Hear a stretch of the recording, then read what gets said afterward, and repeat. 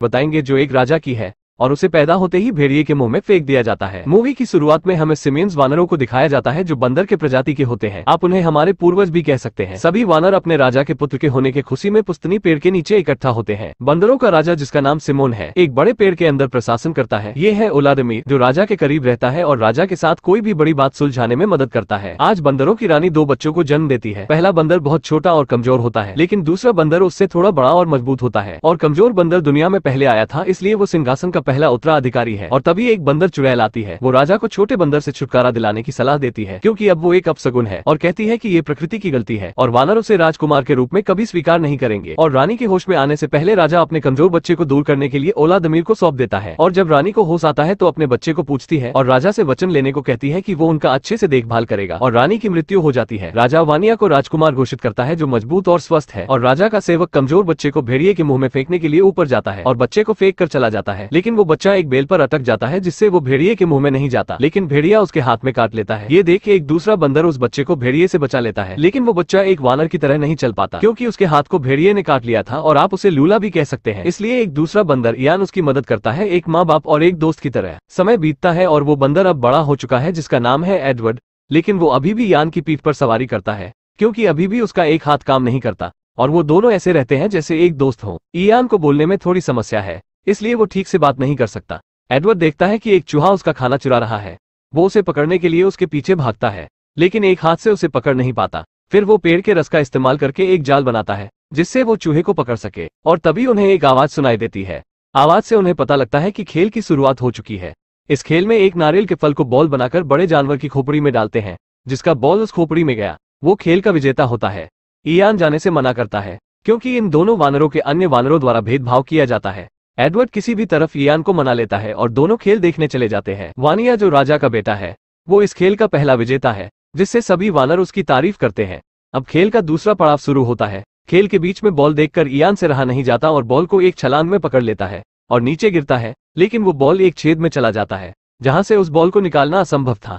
सभी वानर इयान को पीटने लगते हैं और एडवर्ड उस बॉल को निकालने के लिए एक लंबी लकड़ी और पेड़ के चिपचिपे रस का इस्तेमाल करता है और बॉल को बाहर निकाल लेता है। सभी वानर उसके चारों तरफ इकट्ठा हो जाते हैं और पूछते हैं उसने ये जादू कैसे किया। और तभी वानिया आ जाता है और एडवर्ड से बॉल लेकर ऊपर फेंकता है, लेकिन उस चिपचिपे रस से बॉल उसके हाथ में चिपक जाता है। सभी वानर उसे निकालने की कोशिश करते हैं और झटके में नारियल निकलने से वो राजा के सर पर जा गिरता है। और जब ओलादमीर उसे खींचकर निकालता है तो राजा का बाल भी नारियल में चिपक कर साफ हो जाता है। राजा इस अपराध करने वाले अपराधी को जानना चाहता है। इसी बीच डायन एडवर्ड को देखती है और ओलादमीर से पूछती है कि क्या उसने उसे राजा के कहने के अनुसार बच्चे को भेड़िए के मुंह में फेंक दिया था या नहीं। ओलादमीर कहता है, राजा के कहने के अनुसार उस बच्चे को मैंने भेड़िए के मुंह में फेंक दिया था, लेकिन डायन उसे धमकाते हुए उसकी सही पहचान पता करने के लिए भेजती है। लेकिन राजा का बेटा वानिया ये सब सुन लेता है और अपने पिता से किसी दूसरे वानर को सिंहासन लेने की बात करता है। और राजा सिमोन इसके बारे में कुछ करने का वानिया से वचन लेते हैं।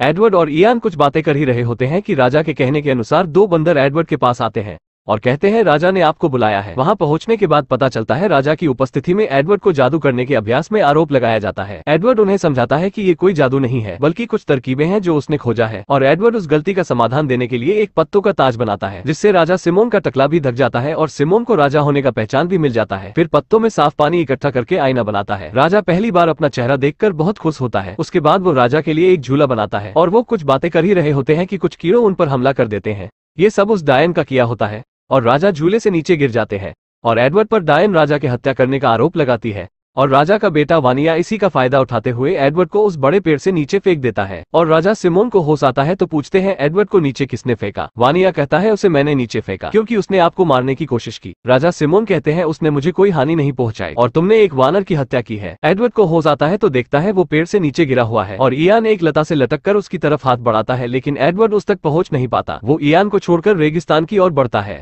आगे जाने पर वो 2 बड़े शुतुरमुर्ग को देखता है और एक शुतुरमुर्ग के मुंह में अंगूर का गुच्छा होता है। एडवर्ड उसे पकड़ने के लिए 2 पैरों पर खड़े होने की कोशिश करता है और इस तरह वो 2 पैरों पर खड़ा होना सीख जाता है। और तभी वहां भेड़ियों का एक झुंड उनके पास दौड़ते हुए दिखाई देता है और इन तीनों को भी भागना पड़ता है। पहली बार एडवर्ड भागता है, वो भी उल्टा, लेकिन शुतुरमुर्ग को सीधा भागता देख वो भी सीधा भागने लगता है। एडवर्ड ये देखकर काफी खुश होता है कि अब वो तेजी से आगे बढ़ सकता है। अब उसका एक हाथ उसके लिए बाधा नहीं बनेगा। और बाकी बंदर उसे 2 पैरों पर दौड़ता देख काफी उत्साहित होते हैं और वो तीनों गेंदों के झुंड से होकर आगे निकल जाते हैं। गैंडे देखते हैं कि उनकी तरफ भेड़ियों का झुंड बढ़ रहा है, वो भी वहां से भागने लगते हैं। लेकिन अब एडवर्ड के पीछे भेड़िए और भारी भरकम गैंडे पड़ चुके हैं। एडवर्ड रास्ते के अंत तक पहुंच चुका है और वो वहां से नहीं हटा तो कुचला जाएगा। ये सब देखे एक बाप से रहा नहीं जाता और राजा सिमोन उन गैंडों के आगे आकर उन्हें रोकने की कोशिश करते हैं, लेकिन वो देखते हैं कि एडवर्ड कुचलने वाला है। वो जल्दी से अपने बेटे के आगे आ जाते हैं, जिससे एडवर्ड तो बच जाता है, लेकिन राजा सिमोन बुरी तरह घायल हो जाते हैं। राजा सिमोन मरने से पहले एडवर्ड से कहते हैं कि मैं तुम्हारा पिता हूँ और तुम्हारी माँ को आखिरी वचन दिया था कि मैं अपने बच्चों का ख्याल रखूंगा। वानिया अपने पिता का शरीर ले जाता है और एडवर्ड से कहता है कि उसे अपना भाई समझने का सोचना भी मत। वानिया को राजा का ताज पहनाया जाता है।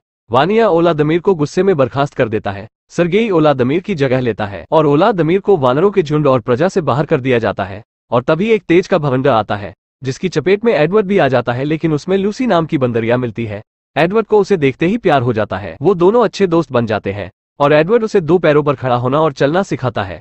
और वहीं दोनों को ज्वालामुखी से आग के बारे में पता चलता है। एडवर्ड उत्साहित होकर आग के एक टुकड़े को सभी बंदरों को दिखाता है, लेकिन सारे बंदर उसे मारने लगते हैं। एडवर्ड और लूसी वहां से चले जाते हैं, जहां वह एक भेड़िया को गुफा से आग की मदद से भगा देते हैं और दोनों उसी गुफा में रहने लगते हैं। सभी बंदर लूसी और एडवर्ड को शिकार करते हुए देखते हैं।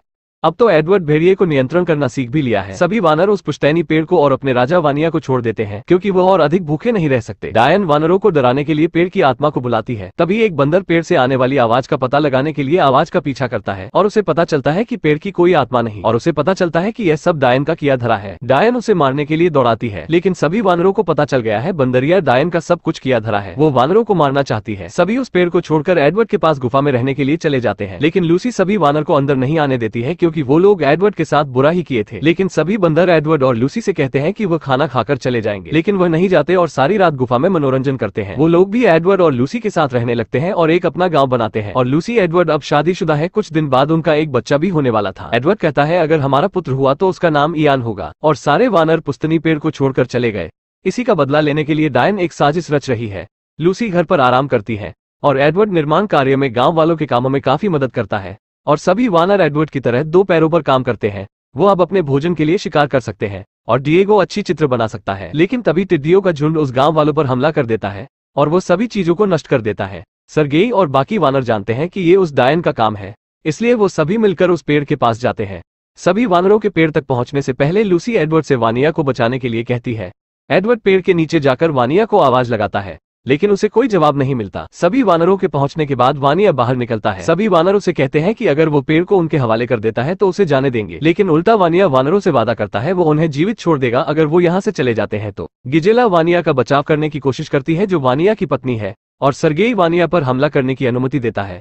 और वानिया गुस्से में वानरों को मारने लगता है, लेकिन वानरों की संख्या ज्यादा होने की वजह से उनके आगे टिक नहीं पाता। पेड़ में आग लगा दिया जाता है, लेकिन एडवर्ड पेड़ के नष्ट होने से पहले गिजिला को उस पेड़ से बचा लेता है। लेकिन इस बीच एक जलते हुए पेड़ की शाखा से खुद दब जाता है। वो वानिया को मदद के लिए बुलाता है। वानिया उसे अपने पीठ पर रखकर वहां से एडवर्ड को लेकर भाग जाता है, जिससे एडवर्ड की जान बच जाती है और वो डायन उसी पेड़ में जलकर मर जाती है। लेकिन अब पुश्तैनी विशाल पेड़ जलकर राख हो चुका है और वानरों के लिए यहाँ कुछ नहीं बचा। वानिया और एडवर्ड नाराजगी को दूर करते हैं और सभी वानरों के सामने अपने भाई को स्वीकार करते हैं। सर्गेई वानरों में दहशत पैदा करता है कि अब रहने की कोई जगह नहीं, हम सब भूख से मरेंगे। लेकिन एडवर्ड सभी वानरों को एकत्रित करता है और बताता है हमारे जीने की एक और आशा है। उन पहाड़ों के पीछे वो पक्षियों का पीछा करते हैं और वहाँ उन्हें पानी, पहाड़ और हरे भरे जंगल मिलते हैं और वो एक नई जगह की खोज करते हैं जहाँ एडवर्ड का मित्र इयान भी था। और यहीं पर ये मूवी खत्म हो जाती है। इस मूवी से हमें यही सीख मिलती है कि कभी खुद को या किसी को कमजोर नहीं समझना चाहिए। वैसे अगर आपको ये वीडियो ठीक लगा हो तो एक लाइक कर देना, अगर ठीक ना लगे तो कमेंट में बता देना।